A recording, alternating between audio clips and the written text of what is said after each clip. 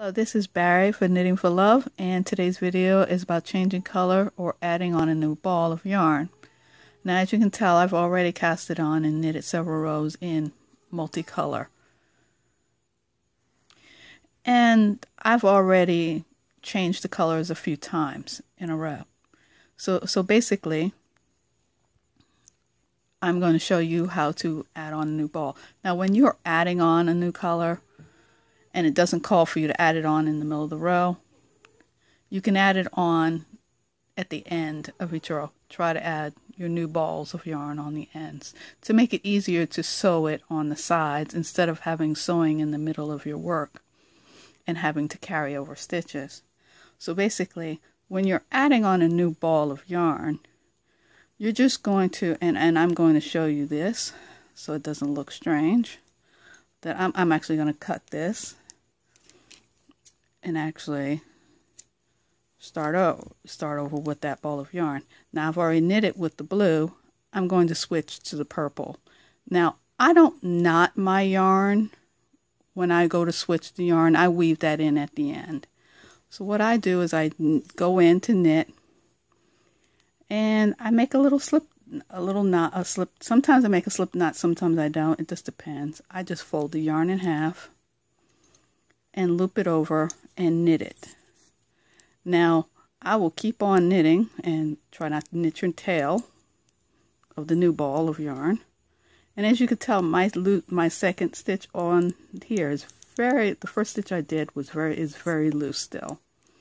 And what I'll do is I'll take the end with the tail and the other working yarn, and I'll just pull them together to tighten it up, just to get it to where it's the desired length. And yes, you can become very tangled up when working with multiple balls of yarn.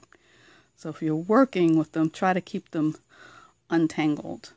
And so we're going to knit across.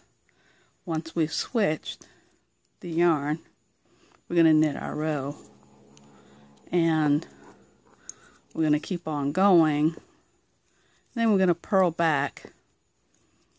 And I'm going to show you that I can carry up the next color yarn. As long as you're knitting like 2 rows, it's not going to be that big of a deal. And I am knitting in stockinette stitch with size 8 double-pointed knitting needles, just to make the knitting small enough for it to be on the camera and not be clumsy with the needles, the long ones. So as you can tell, I am purling. And if you need a refresher on how to knit and purl, I have previous videos that I have uploaded with those instructions on it.